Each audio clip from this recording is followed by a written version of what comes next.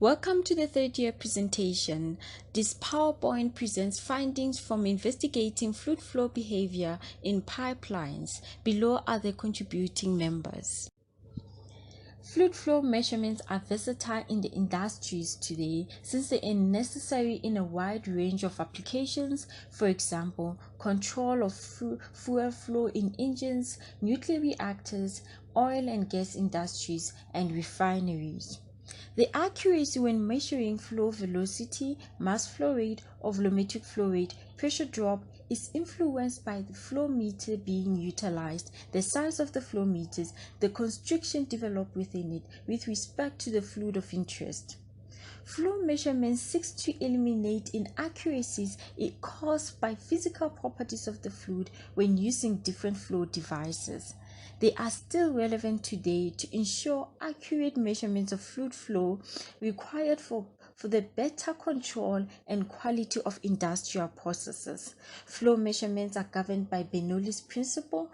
This is because differential pressure type flow meters measure flow rates by introducing a constriction in the flow. The pressure difference caused by the constriction is correlated to the flow rate using Bernoulli's theorem. In this slide, we're going to explore the previous work done in the flow measurement field.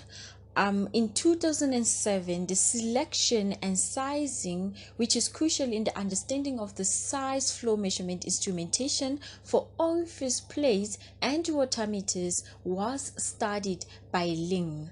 The flow characteristics of fluid and the effectiveness on orifice plate were examined by Upakal and Dorr. It was proven that changes in composition can change the effect of temperature on the flow characteristics in a flow line system. This was studied in 2013.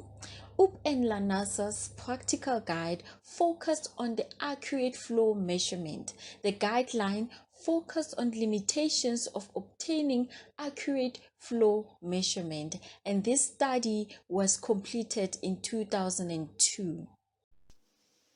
The experiments comprise of three parts that measures the flow rate of the fluid using different apparatus.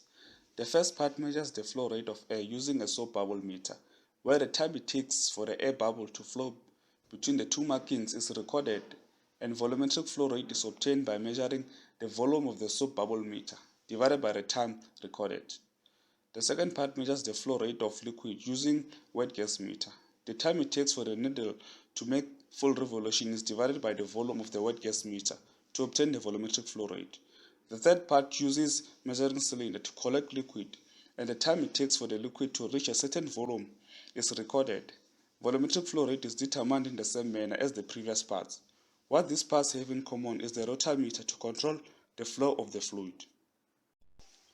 This curve demonstrates the influence of a small rotameter to a volumetric flow rate of air in a soap bubble meter. The average and experimental volumetric flow rate do not give much response to a change in float height of the small rotameter, whereas the corrected manufacturer's flow rate give a linear relationship with the rotameter height. This is because rotameter is not an appropriate equipment to use to measure flow rate of air, but orifice plate is the suitable tool to use. The graph gives a relationship between small rotameter height and average absolute pressure height in the manometer. The average absolute pressure height increases exponentially with float height because an increase in rotameter height has a huge influence in velocity of the fluid. Hence, there is a drastic increase in absolute pressure height because it is a strong function of velocity. For the wet gas meter section, before us we have the plot for rotameter readings collected at different heights versus the airflow rate measurements. From the graph, we can observe that the chart flow rate and corrected flow rate almost lie in the same line. However, experimental flow rate shows some deviation, and that is evident by the concave down curve shape. This is caused by errors that occur during the experiment. To reduce the errors, more readings must be obtained. There's a direct proportionality relationship between the rotameter reading and flow rate. As the rotameter reading increases, the experimental flow rate curve tends to approach both the chart flow rate and the corrected flow rate.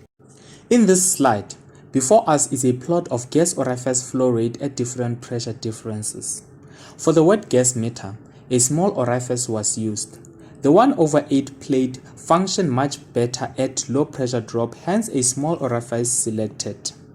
We can observe from the graph that pressure difference influences the flow rate. As pressure difference increase, the flow rate also increase.